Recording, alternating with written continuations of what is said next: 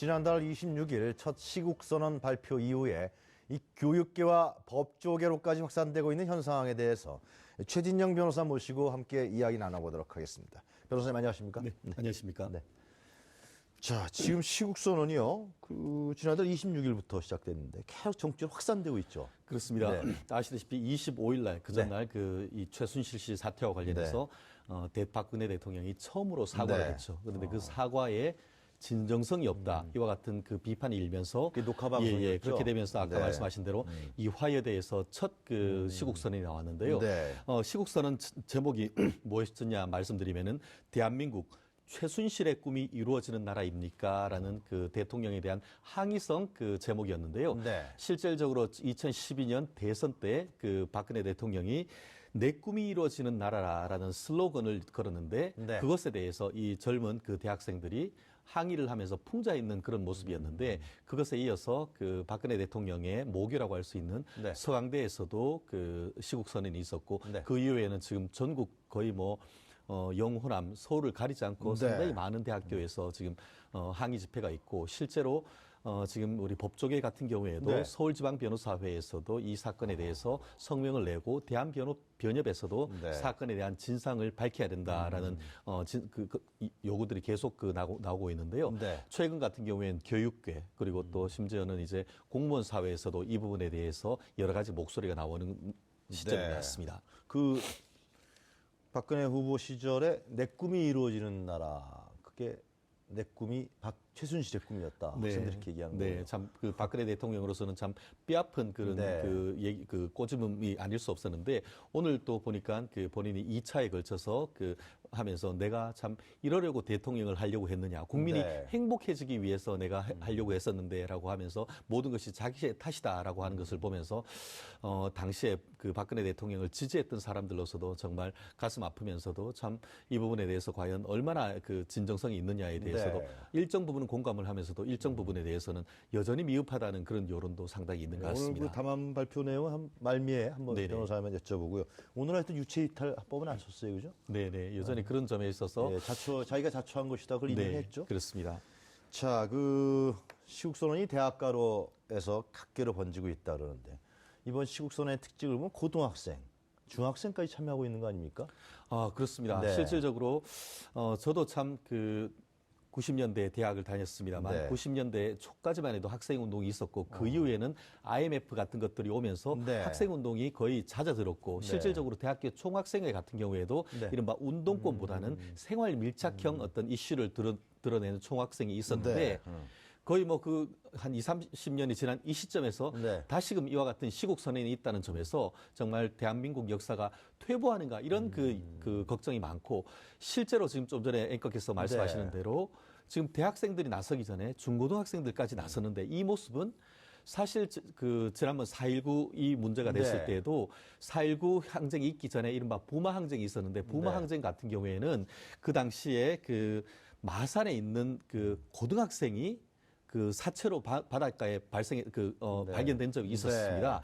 김주열 군이었는데 그때 같은 경우에도 이미 중고등학생들이 대학생보다 형님들보다 더 먼저 나섰던 일이 있었고 실제로 조금 더 시계 바퀴를 조금 더 이전으로 한다고 하면은 일제시대 때 같은 경우에도 1928년 그때에 이제 일본 학생들이 한국 여학생들 긴 머리를 이렇게 하면서 성희롱을 했는 데에 대해서 항의를 했는 결과 결국 그 무렵에 광주 전남을 거쳐서 광주 학생운동의 시발점이 됐던 사건도 있기 때문에 이 사건이 이러한 것이 어떻게 보면 우리나라의 상당히 긴 전통적 맥락 속에서도 있었다라고 해석할 여지가 상당히 있지 않나 싶습니다. 이게 지금 일어나고 있는 학생들을 중심으로 한 시국선언은 결국 과거 일제시대 때부터 그죠? 그런 맥락을 쭉 이어져 온 것이다.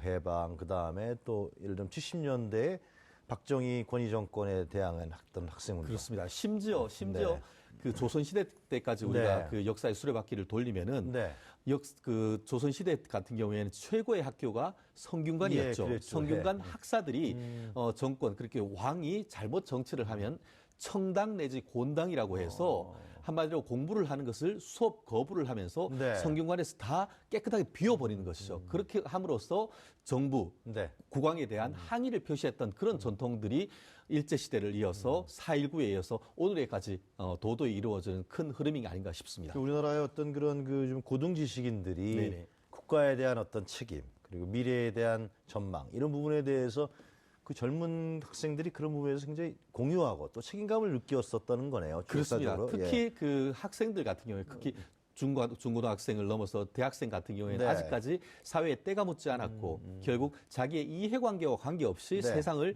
비교적 중립적으로 볼 수 있다는 그런 시각이 국민들 그리고 또 기성세대들한테는 상당히 그래도 아직 어린 친구들이라 이렇게 폄하할 것이 아니고 네. 상당히 그 객관적인 시각에서 보이는 그 젊은이들의 목소리가 결국 우리들의 미래를 책임질 사람들의 목소리고 정의로운 목소리라는 것을 지금 기성세대들 특히 지금 청와대와 여권에서는 네. 귀에 새겨 들어야 될 부분이 아닌가 실제로 생각합니다. 그 전두환 그 신군부 정권은 그 학생 운동이 상당한 기폭제를 하지 않았습니까? 그렇습니다. 예. 실질적으로 이른바 그 6.29 선언이 예. 있어서 지금 87년 헌법 체제가 만들어지기까지는 네. 정말 그 학생 운동이 굉장히 많았고 학생 운동 같은 경우에 그때 6.29 선언이 1987년이었습니다. 네. 그 당시 저희 형님이 대학교에 다니시는데 아시다시피 그때 이제 이한열 그 연세대학교 네. 그 경영학과 2학년 학생이 네. 시위를 하던 도중에 사실 경찰이 쏜 최루탄에 직격탄을 맞고 사망하는 일이 있었지 네. 않습니까? 그것이 기폭제가 돼서 6.29 선언이 있었고 50 시대를 끝내고 네. 지금 인증 60 시대 87년 헌법을 만든 아주 기폭제가 됐다는 점에서 학생운동은 우리나라 민주화의 가장 네. 핵심 중에 하나였다 이렇게 해석할 수가 있습니다. 자, 그럼 지금 최근에 벌어지고 있는 시국선언들, 특히 대자보를 붙이긴 벌써 시작했던 것 같은데요. 그 시국선언 내용이 어떤 겁니까? 지금 박근혜 대통령을 어떻게 하려는 거예요? 그렇습니다. 이 네. 시국선언 사실 지난번 그 10월 26일 지난달 네. 26일 날 초에 있었을 때만 해도 전체적인 목소리는 진상 규명에 조금 더 포커스가 있었었죠. 네. 그리고 특히 이제 진상 규명을 하고 네. 대통령이 본인의 스스로를 잘못을 인정을 한다는 그 정도 선에서 가까웠지만 지금 이번 것을 잊고 지금 내일이죠. 네. 그 11월 5일 토요일 날 같은 경우에는 지금 광화문에서 한 100여 개의 학교 정도에서 올라와서 집회를 할 예정이다. 이런 얘기가 그래요? 나오고 있는데. 전국의 대학생 다 네, 모이는 그렇습니다. 거네요. 최근에 그 움직임 같은 경우에는 진상 규명에 넘어서 네. 사실 이런 말씀 드리기는 참 저 또한 좀 가슴 아픕니다만 네. 하야 내지 탄핵의 목소리가 점점 끌어올라오고 있는데 네. 사실 그와 같은 것을 염두에 두고 박근혜 대통령이 오늘 지금 금요일 이 시점에서 오전에 네. 10시 반에 대국민 사과와 그 사태 수습을 위한 성명을 냈는데 네. 이 부분에 의해서 그 어떻게 국민들이 보세요? 오늘 낸 거에 이것이 대해서. 가라앉을 것인지 아니면 더 끌어오를 것인지에 대해서 정말 분수령이 있는데 사실 여전히 오늘 좀 전에 최초에 말씀하신 대로 네. 갤럽 조사에 보면은 5% 지지율. 사실 그것이 플러스 마이너스 3.1%의 오차 범위가 있기 때문에 물론 더하면은 8%가 넘지만 뺀다고 하면은 1% 내지 2%의 지지율 사실상 국민들이 거의 다 돌아섰는 그런 네. 것으로 해석할 수가 있는데 네. 과연 대통령이 정말 회심의 카드로 던진 것이 국민 전환을 할지에 대해서 어떻게 보면 여권 지지자들한테는 동정표 사실 처음부터 약간 네. 울먹이는 모습에서 동정표를 얻는 것이 일정 부분 있을 거라고는 생각합니다. 하지만 이것이 적어도 현재로서는 국민들에게 큰 그 어떤 그런 속 시원한 어떤 해명의 자리라기보다는 네.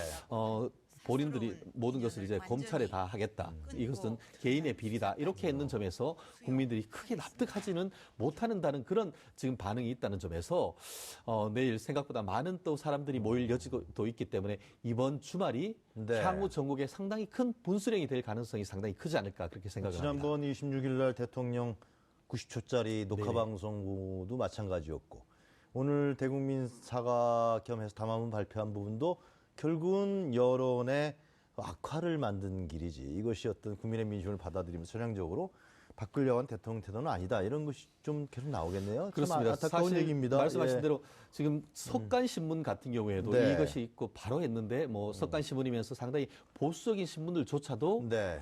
이제는 뭐 진보적인 신문 못지않게 지금 대통령에 대해서 상당히 비판적인 논조가 있기 때문에 이러한 시점에 대해서 청와대가 정말 얼마나 고민을 했는지에 대해서 정말 의문이 들지 않을 수가 없습니다. 네. 앞으로 어떻게 해야 됩니까, 변호사님? 사실 그렇습니다. 네. 최근에 그 최순실 병이라고 아마 들어보셨죠. 최순실 병의 증상은 딱 두 가지입니다. 하나는 분노, 하나는 불안이죠. 사실 지금 같은 경우에는 국민들이 끌어오르는 분노가 거의 뭐 불타도 오르고 있습니다. 네. 그 반면에 아시다시피 외교와 경제에 대한 쌍끌이 위기가 있지 않습니까? 그 부분에 대해서 혹여나 북한에서 어떤 일이 있으면 어떻게 하나, 경제가 무너지면 어떻게 하는 불안이 있습니다. 그렇죠. 결국은 예. 정치적으로는 이 불안을 어떻게든 해서 여야가 협치를 하든가 해서 국정이 마비되는 일이 없도록 네. 해야 되는 것이고 이 국민의 분노를 이걸 삭히기 위해서는 실체적 진실을 밝히는 것 이외에는 아무것도 없다고 봅니다. 그것이 오늘 대통령이 얘기했듯이 그것이 검찰이 되건 아니면 특검이 되건 해서 실체적 진실을 가려서 사건에 대해서 문제가 있는 사람에 대해서는 철저한 책임을 지게 하는 것. 이른바 투트랙으로 가는 것이 국민의 분노 그리고 국민의 불안을 잠재워서 이 최순실 병을 신속하게 낫게 하는 방법이 아닐까 생각할 지금 수밖에 없습니다. 여론조사에서 대통령에 대한 탄핵과 하야를 요구하는 여론조사가 50%가 넘었죠. 그렇습니다. 현재로서는 과반이 넘어가고 있는 네. 시점인데 그와 같은 것이 이번 주말을 겪음으로써 절반 이하로 떨어질 것인지 오히려 그것이 50%를 넘어서 60% 갈 것인지 이번 주말에 어떤 여론의 오늘 향배가 결정될 것 같습니다. 발표에 대한 여론이 굉장히 중요하겠군요. 그렇습니다. 네네. 잘 알겠습니다. 오늘 감사합니다. 지금까지 최진영 변호사였습니다.